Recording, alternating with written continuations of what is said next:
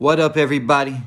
As we get down to the Raising Kanan Season 3 finale, I think there's a good chance that the ending of the episode will conclude with a time jump of anywhere from 6 months to 2 years. So let me go ahead and break down how we're going to get there first.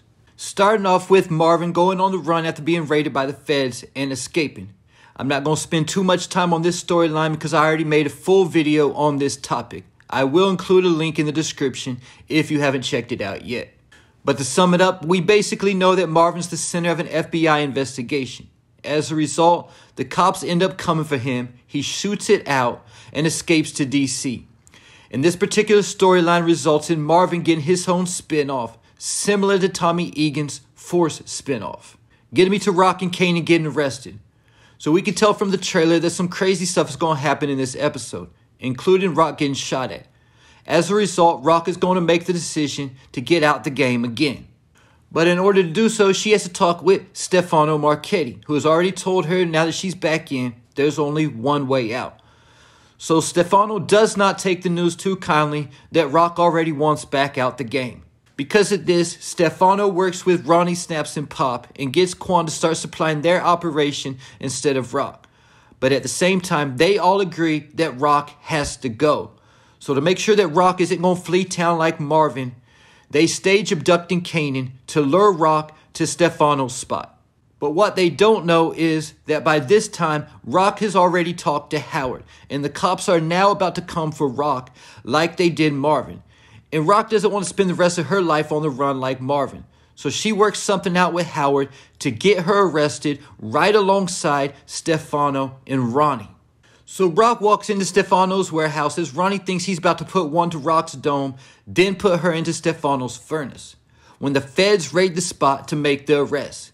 At this time, Rock, Stefano, and Kanan all get locked up, but Ronnie is somehow able to escape out the back because Clarence was waiting for him just in case something went wrong. And because of all this going on with her family, and after being kicked out of the group Butter, Jukebox gives up on her dream of becoming a singer and decides to join the military and go into the army instead.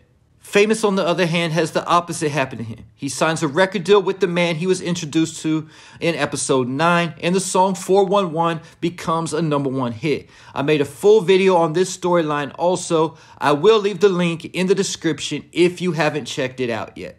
Getting me to the last 5 minutes of the Season 3 finale, after a time jump of anywhere from 6 months to 2 years, showing us what's to come next in the Power Universe concerning Raising Kanan. Starting with showing Marvin now living in Washington, D.C.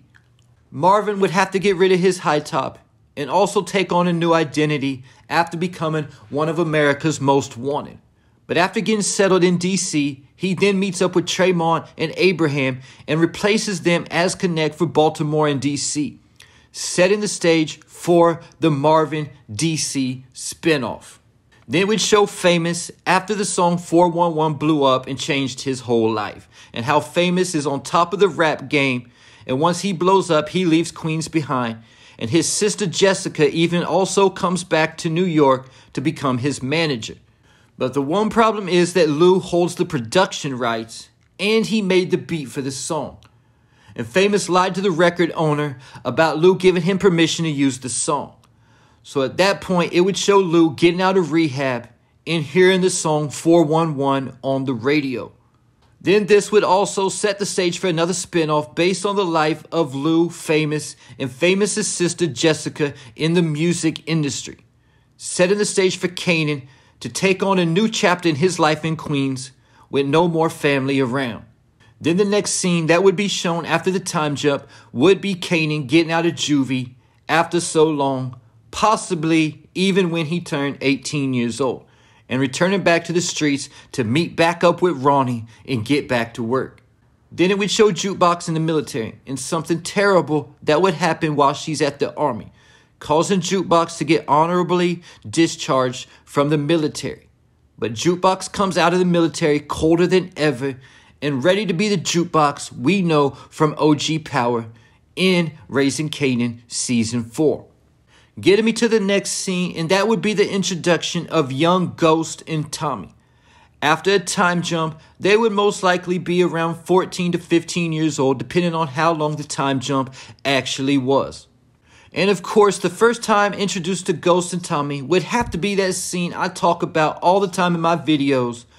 The one Kate speaks on in Power, how Ghost handled two kids who were picking on Tommy, and nobody ever picked on Tommy again after that. Now keep in mind that it's been said by Kanan that Ghost was the meanest kid that he ever met. So I think Ghost saw two kids picking on Tommy, and he went over there and stabbed the hell out of those two kids. And then Ghost and Tommy run off. And this is why nobody ever picked on Tommy again. And also how Ghost started to build up his reputation. Getting me to the second to last scene of the show after the time jump. And this is Rock in court facing the RICO case. And Rock is found guilty and sentenced to 30 years in prison without the possibility of parole. And this is what Kanan was talking about when he told Ghost and Tommy in Power that he went to visit his mom and went straight there. He was talking about visiting his mom in prison. Either though he was likely lying about the whole situation because we already know that Kanan had been out for a few weeks by that time. But this would also be setting the stage for Rock to be getting out of prison around 2022 to 2024, depending on the length of the time jump.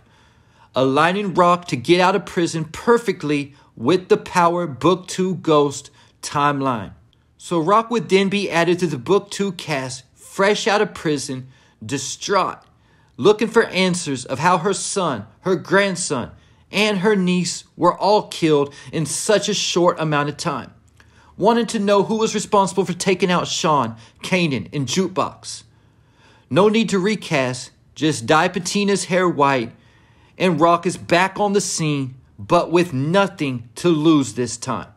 Getting me to the final scene of the season 3 finale after the time jump, and this is obviously revealing that my boy Unique is still alive. This could possibly have two outcomes. First, he was found and taken to the hospital where he wakes up out of a coma so many months later. The second scenario is that a female sanitation worker found Unique laying in that landfill and took him with her to nurse him back to care. But the thing is, when Unique woke up, he had amnesia and didn't even know who he was. But the end of the episode shows Unique's new lover, the dime piece who found him in that landfill, calling him Charles or something like that because they don't actually know what his name is. But it shows Unique in this woman's house watching Jeopardy. Then all of a sudden a topic pops up on Jeopardy titled Unique Names. And when the contestants start saying unique names for 500 and stuff like that, it jogs Unique's memory. And he remembers everything and exactly who he is. Setting the stage for season 4 being Unique, aka Breeze, versus Ronnie, with young Ghost and Tommy also stepping on the scene and Jukebox becoming a savage. And there you have it. Leave your thoughts, theories, and predictions in the comments.